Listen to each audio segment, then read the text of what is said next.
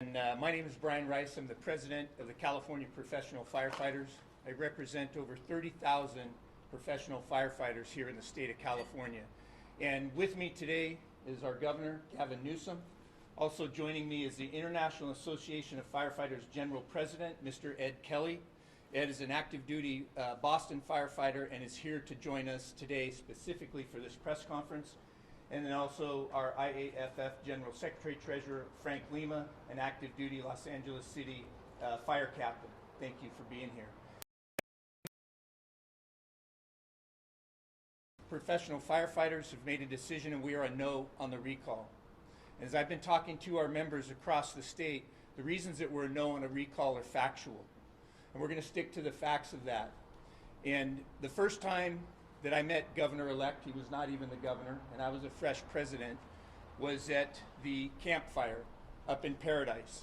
And we did some touring on that, and then as we were just talking about that, we got together after the fact and we spent some time walking the streets. And the governor had a lot of questions, the governor-elect had a lot of questions. We talked about what the men and women on the fire line were doing. He got to interact, but he got to see something in that community that no other California governor has seen. And that was the loss of an entire community of 26,000 residents. He witnessed firefighters on their hands and knees, picking up bone fragments. That's what we were doing to identify bodies. And right then and that day, this governor got it, what it's like to be a firefighter. And in that time period, since I've been the president and have been able to work with this governor and his administration, just like California firefighters who never cut and run, Gavin Newsom has never cut and run. He has stood by firefighters through thick and thin, and that's why we're here today. I have watched him in his commitment to the fire service and the wildfires in California. One of the very first things he did was commit to 500 new full-time firefighters in CAL FIRE and adding 30 engine companies. The other thing he's done these last two fire seasons has brought in the seasonal workforce, the seasonal firefighters, earlier than ever before. It's unprecedented. We are beginning to string fire seasons together back to back in the state of California. Pre-positioning. This governor listened to the municipal fire chiefs and realized that the strategy of pre-positioning assets around the state during critical fire weather would assist firefighters getting the jump on any wildfire starts and potentially not only saving lives but saving communities. New technology. Our governor has embraced new technology, from new fire detection cameras throughout the state of California to software that works in conjunction with the meteorologists to do predictive models not only of fire behavior but where it travels from. This governor has embraced technology to its fullest. Fuel reduction. No governor in my lifetime, and probably most of the members standing behind me, has embraced the fuel reduction and the need for fuel reduction across the state of California than Gavin Newsom, period. He has started a stewardship program with the United States Forest Service, and with together, he and his administration and our Natural Resources Division, they have cleared and did vegetation mitigation on thousands, hundreds of thousands of acres, a record number, never done before in our history, and it's ongoing. One of the other things that he taught me as a union president was the value of partnerships, not just labor and management, state government, federal government, private industry, the timber industry, the environmentalists. This governor stood up and did something no one else has done before. He stood tall, he created partnerships, he reduced several CEQA requirements so that we could do more aggressive vegetation management and really get the ball rolling on a piece of the wildfire puzzle that we need to work on more. But don't kid yourself, it's like you're one person standing in front of the Golden Gate Bridge with a bucket of paint and a paintbrush. It's never gonna end. You're always gonna have to do it. That's on the wildfire piece. Those are facts. Those aren't emotions. Those aren't I wish. You can point to those facts and get any member of his staff, and I'll point directly to Reese Williams, his public safety guy, and those facts are all attainable. The other one, and we were having this discussion, and I'm going to have it here, this governor stood with firefighters at one of our darkest times. And we're finding that active duty firefighters have a suicide rate that is higher than firefighters killed in the line of duty traumatically. And just to show you that, how many of you standing behind me know an active duty firefighter or a firefighter that has killed themselves? Raise your hand. You will find that across the state of California. This is a governor that stepped up and said, Brian, you guys have a major mental health problem in your profession. Your profession takes a toll. Firefighters do and see things that no human being should have to do and see, but we do it because it's our job and it's what we have sworn to do to protect our communities. Gavin Newsom stood tall and immediately, post-traumatic stress injury, he signed into law that those injuries with our members are deemed to have happened on duty. But not only that, he strengthened it by putting a pure confidentiality clause in AB 1116 that allows our members to seek help in that critical time of darkness, that hopefully together we can rid this profession of firefighter suicide. I'll say it again. I'm not going to be bashful. As a professional 30-year veteran firefighter, I stand as a president of this organization and make that declaration. We are a no on the recall. It is a waste of time. It is a waste of money. It's divisive. It's in the middle of a catastrophic pandemic that we've never had before and that there's no playbook written on. And we have a governor that has taken and made some hard choices, and we are beginning to see what those choices look like, and it's only going to increase. The other ones we're facing, our wildfire seasons, we say this every year, worst ever, worst ever. 1987, I was on a fire, it was the Stanislaus complex. At that time, it was the largest wildfire in the state's history. I don't think it makes the top 30 anymore.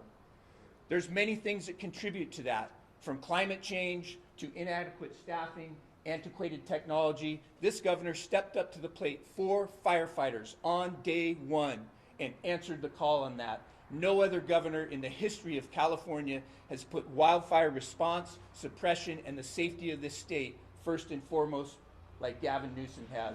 Firefighters, Governor, firefighters don't cut and run, and you haven't cut and run on us. We're in this together, and together we're going to see this through to November. I'd like to introduce Ed Kelly. Ed is the International Association of Firefighters General President. Like I said, he is an active duty Boston firefighter. Ed came out specifically for this press conference and to stand tall with California firefighters. Ed? Thank you, Brian. Thank you very much. Good afternoon. It's my honor to be here. As Brian mentioned, I serve as the General President of the International Association of Firefighters. I'm joined here with our General Secretary Treasurer, Frankie Lima, an LA City Fire Captain. We're here representing 324,000 professional firefighters and paramedics throughout North America. Our profession as firefighters fosters a very unique loyalty. See, our job is more of a calling. We put our lives on the line. When we go out the door, we don't always come home. And those of us that do have an obligation to those of us that don't to take care of their families. That's how loyalty is fostered. The loyalty that we have for each other, when we put our lives and our families in each other's hands, is built and forged, literally, through fire. The only loyalty greater than firefighters for their fellow firefighters is that loyalty we've shown and proven to the citizens that we took an oath to protect. And I can show you in California what loyalty looks like. Just 4 miles from here, there's over 1,400 names of California firefighters who gave up their lives for the citizens of California. That's loyalty. The loyalty that we have for each other to take care of each other's families.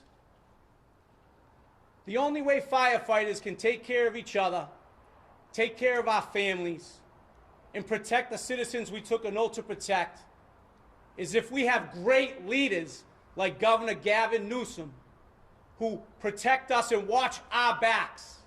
Well, I can tell you, we're here to watch your back because our loyalty to each other extends to you because you watch our back. You take care of our families. You take care of us. You give us the tools that we need and the training that we need and the equipment that we need so that when we put our lives on the line, we're doing it in the safest manner possible. This recall is ridiculous, simply put. It's a travesty for the good people of California. And I can tell you as a firefighter from the outside, from Boston, representing all firefighters in North America, we're going to be here supporting you every step of the way. Any battle you're in, we're going to be in right next to you. So with that, thank you, Governor. We got your back.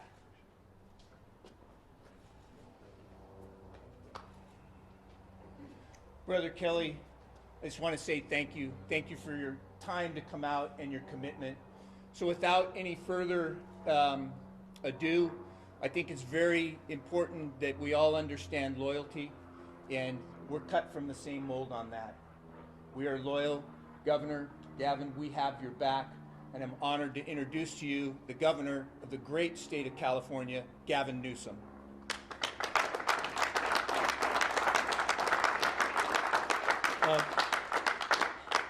Well, it's a hell of a thing to hear those two introduce and speak on behalf of each and every one of you and your families. And I just want to acknowledge all of you for incredible work you do every single day, often recognized, but more often not recognized. And know that we have your back as a state, as a nation, and Mr. President, it's incredibly humbling to have you here representing firefighters all across North America. That means the world to me. It means, I imagine, a lot to each and every member of the California professional firefighters as well, not least of which their incredible leader, Brian Rice. To Frank Lima, my old friend. Stephen, thank you for being here. To each and every one of you, this is a big day as we really kick off our efforts to defeat this recall. I cannot imagine moving into this phase without the support of the men and women in uniform you see behind me, without the support and opposition of this recall of the rank and file of the California professional firefighters, without Brian Rice, without President Kelly, and without so many others that every single day are selfless in their sacrifice to keep us safe and, as we discovered during this pandemic, to help keep us healthy as well. This has been an incredibly trying year. This twin pandemic, first in our lifetime dealing with the challenges associated with COVID-19, and then the heat dome over the entire west coast of the United States, leading, Mr. President, to 130-degree world record-breaking temperature here in our own state. Those 12,000+ lightning strikes leading to 566 large-scale fires that ultimately precipitated in a wildfire season that included just shy of 10,000 major wildfires in our state, 9,000 structures lost, and the tragic loss of 31 lives. But what we discovered with that experience was our resilience, our capacity to work together across every conceivable difference, jurisdictional differences and otherwise. The mutual aid system in the state of California is second to none. To see folks from Southern California in the far northern part of the state of California, to see folks from Northern California and Southern California, to see folks from all over the United States come to help this state, the state of California, at a time of need, fills your heart, gives you a sense of pride, distills a sense of well-being that we'll get through these challenging times and we'll come out much stronger as we have as a state.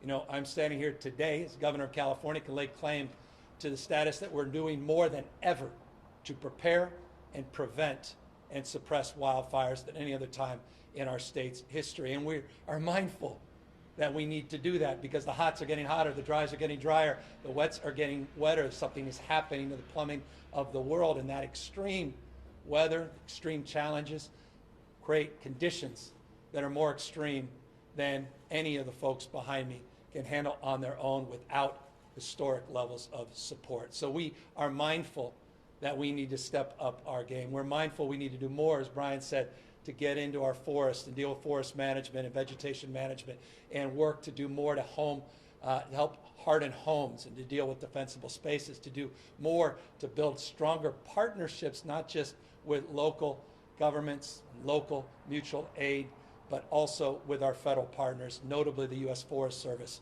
And we're very proud, we were able to enter into a memorandum of understanding to more than double our vegetation and forest management.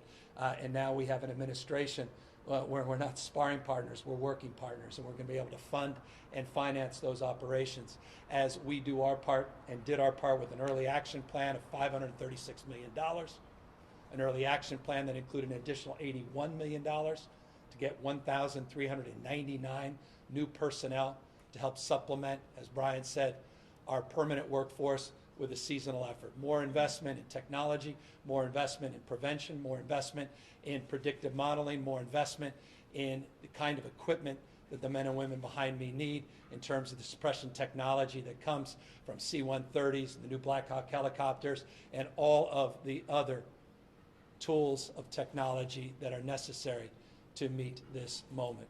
Another moment we've met, California lays claim to the lowest positivity rate in America. 7-day average 1.1%. Lowest case rates in America. Our vaccine efforts, over 30 million vaccines have been administered in this state, more than all but 5 nations in the world. This state had 41% of America's jobs came out of the state of California in the month of February. This is a state that's created over 275,000 jobs in the month of February and March. When we talk about a state coming back, we don't talk about California coming back, we talk about California roaring back. You'll see when I present my budget next week what we mean by that. The kind of surplus, the operating surplus that we have, the historic investments we'll make not only in terms of prevention and supporting the men and women behind me in our efforts around forest fires, but also supporting local jurisdictions in their efforts, but our efforts across the spectrum will be without precedent in California history. I say all of that to make this point. It's the point that both presidents made a moment ago, and that is now is not the time. Now is not the time to waste hundreds of millions of dollars on a recall effort that is nothing more than a partisan power grab. This is, and forgive me, a Republican-backed recall where the principal proponent of the recall effort wants to microchip immigrants. One of the principal spokespeople equates, Mr. President, wearing masks to the Holocaust. A campaign that still has on their website hate speech attacking Asian Americans. The Republican National Committee is behind this. Former Republican leaders, entire news network behind this effort. I hope people take the time to discover what this actually is. These are folks don't believe in science, let alone climate science. And I don't believe in the science behind this pandemic. There's a lot at stake for Californians in this race. And so I am humbled. I'm incredibly grateful to have these incredible men and women standing behind this effort to defeat this partisan recall and get California moving and continue the momentum that we're experiencing and continue the progress that's demonstrable across the spectrum in this state of California as this state not only gets back on its feet, but once again takes its rightful position as America's coming attraction. So thank you all, bottom of my heart, for this incredible support. Thank you for everything you do every single day.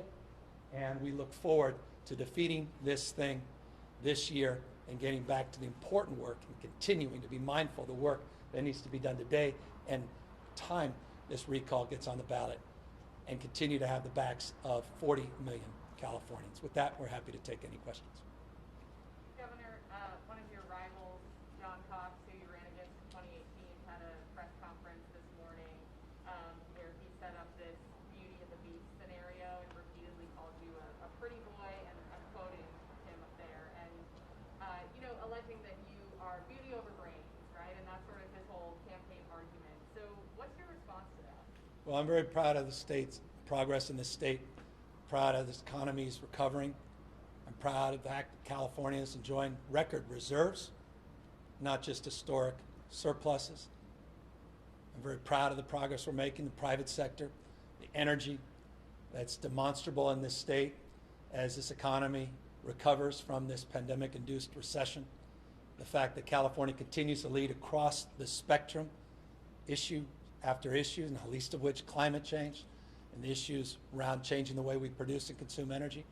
I'm very proud of the incredible energy in the private sector that laid claim to 41% status, 41% of America's jobs. I'll just repeat that again for the fourth, fifth time. 41% of the United States jobs were created in one state, the state of California, in February. Just shy of 276,000 to be more precise. Jobs were created in February and March.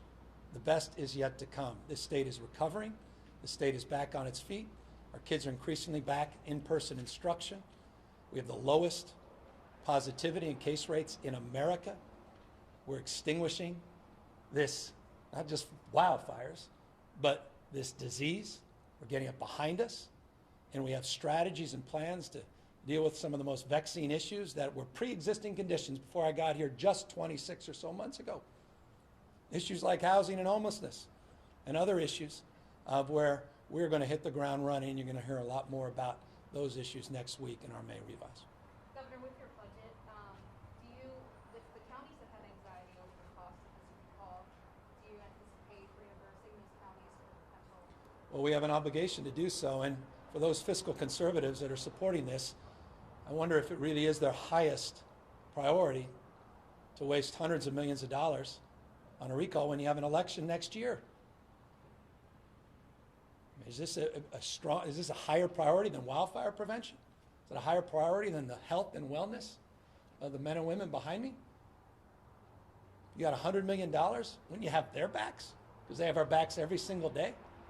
Wouldn't you provide them better equipment, more equipment, instead of printing ballots to disrupt not only the momentum in this state, but to attack at the core the values of this state? Because this recall, sure, it's about the current occupant, but it's also about all of us. If you read the petition, it doesn't even reference the pandemic. It's about the values of this state.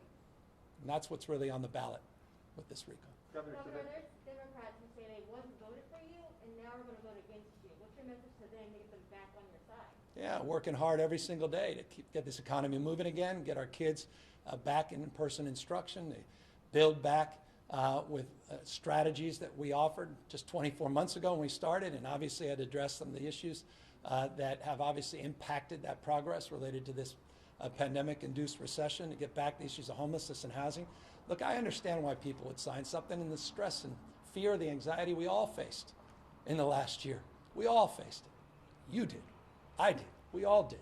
This was a challenging year for the world, not just this country and our state. And in that process, I understand why people expressed themselves as the way they did. So my job is to earn that trust back. I think you're seeing that reflected in the data and the support that we see out there each and every day, growing every single day. People are increasingly mindful of the fact that because we were the first state in America to do the stay-at-home order, we saved thousands and thousands of lives, not only here in the state of California, but all across the country.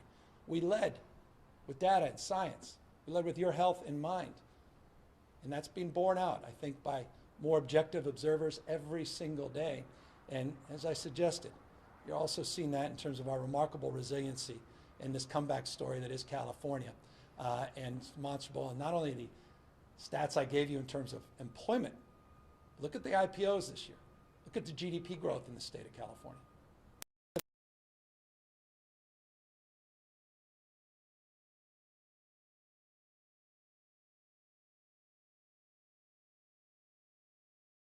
.7% increase in new startups in this state. There's a lot of energy in California. This state is poised to once again be back in its rightful position to dominate in terms of economic growth and opportunity, and more important than anything else, inclusion. And I think that's something that's very important as well. We're not leaving people behind.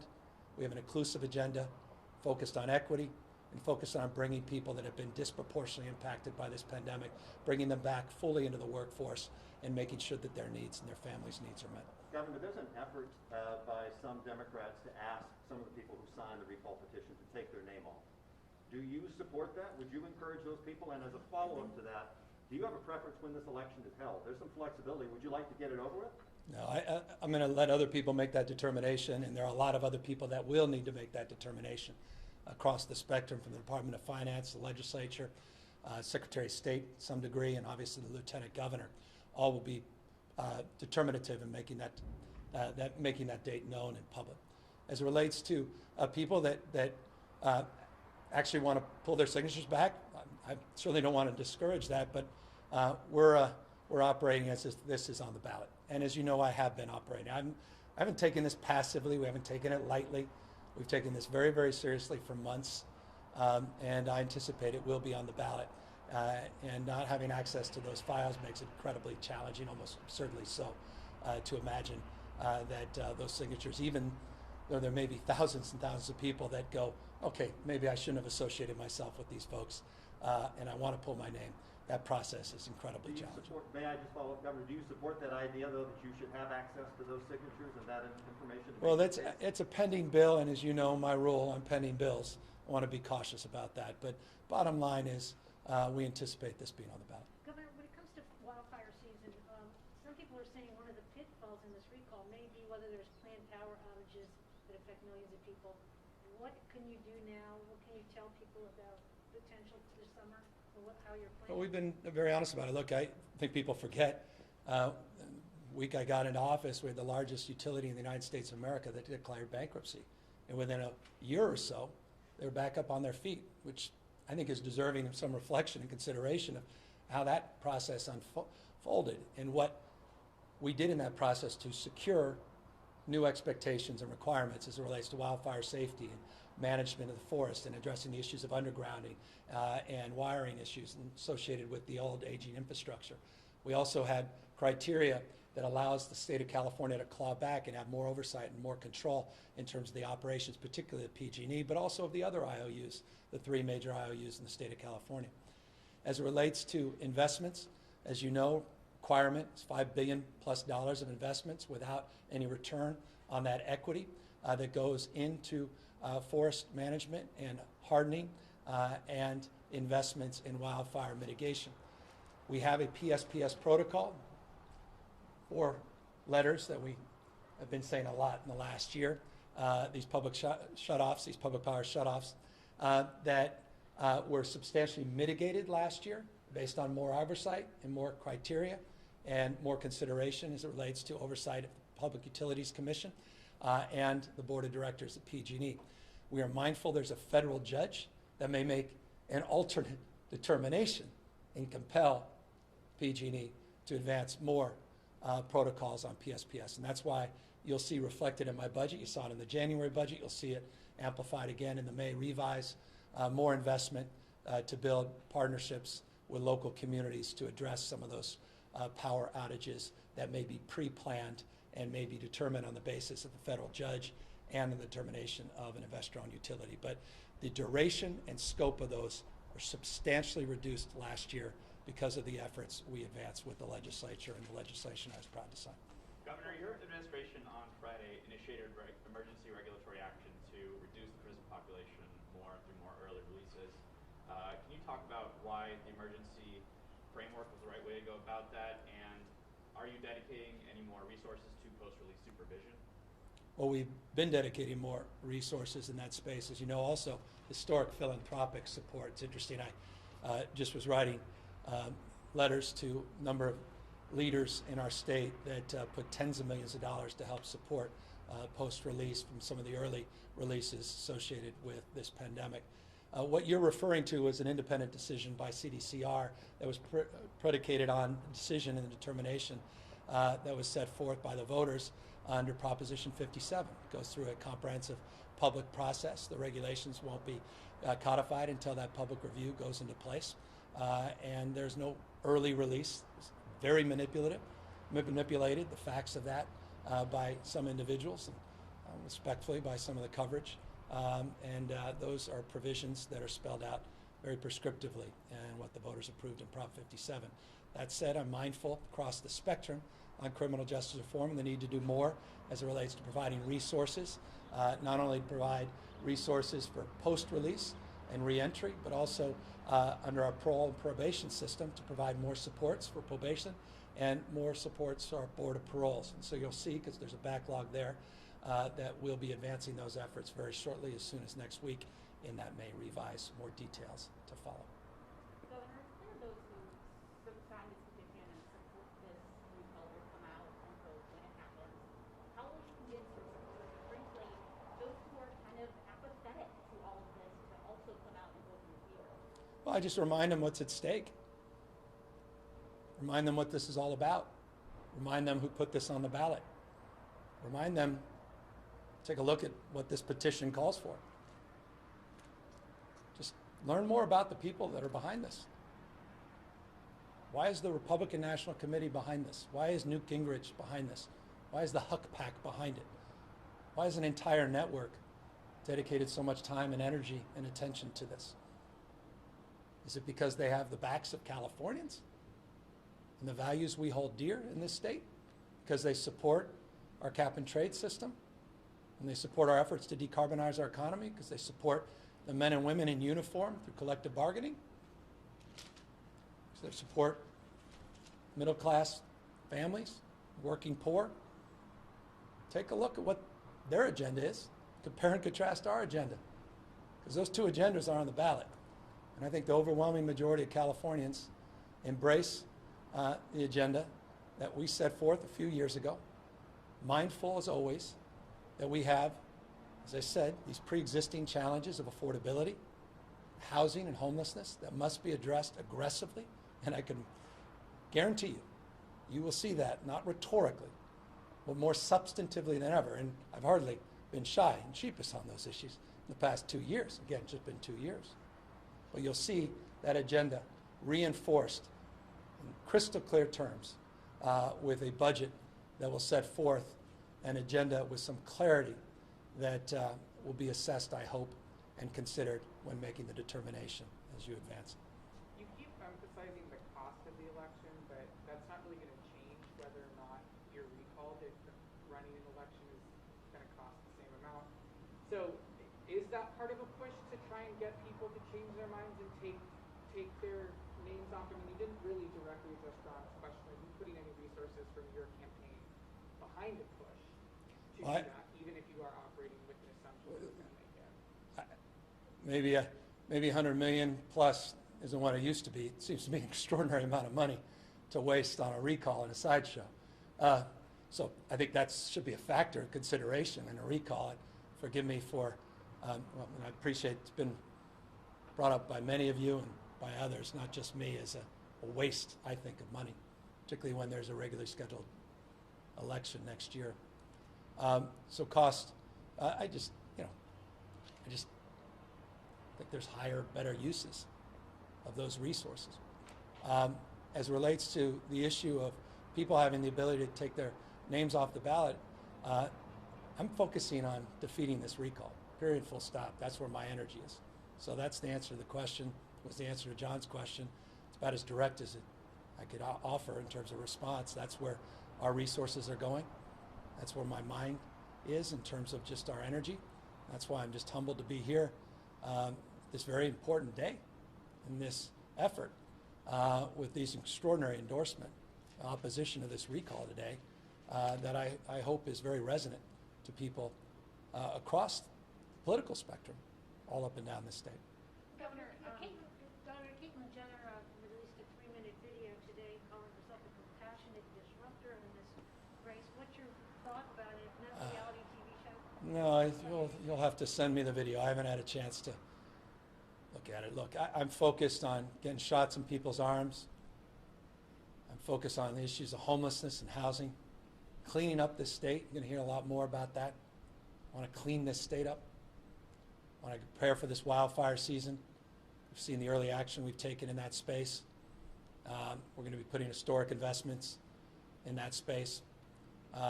We have a lot of work to do. There's a lot on our plate. So perhaps you shouldn't send me the video.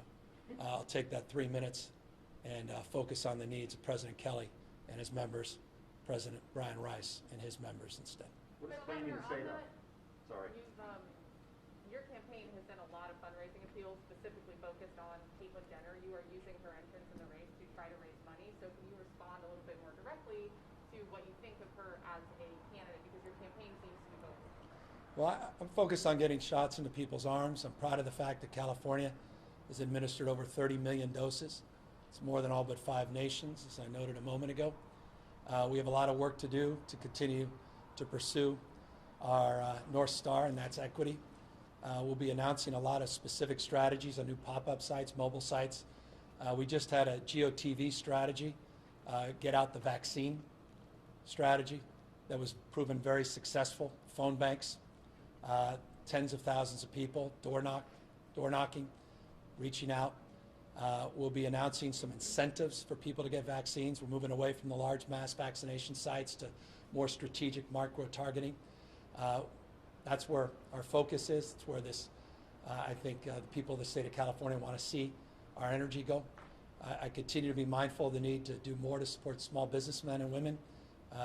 As you know, last week, the privilege of being down in San Fernando Valley, talking about the success, early success of our small business grants, $2.6 billion. You're going to be seeing more investment in that space, billions more, to support our small businesses to get them back on their feet. And we continue to be mindful of the work we aim to do to set forth a strategy on public education. And I'm going to be talking a lot more about that next week, not just the situational responsibilities of getting our kids back in school and 5 days a week for in-person instruction, but what is the 21st century education system look like? What were the lessons learned of this last year? So that's where our focus is, where my focus is. Our campaign is focused on defeating this recall, and I appreciate your reference to some of those efforts. My focus is to continue to govern the state effectively. Thanks, everybody. We've got to wrap up. Right. Thank you all. Cleaning the state up, Governor. We'll be hearing a lot more about that next week. Yeah, can you tell us any more about Thank you, vaccine Governor. incentives? Appreciate it. That sounds like news. Thank you all. Appreciate it.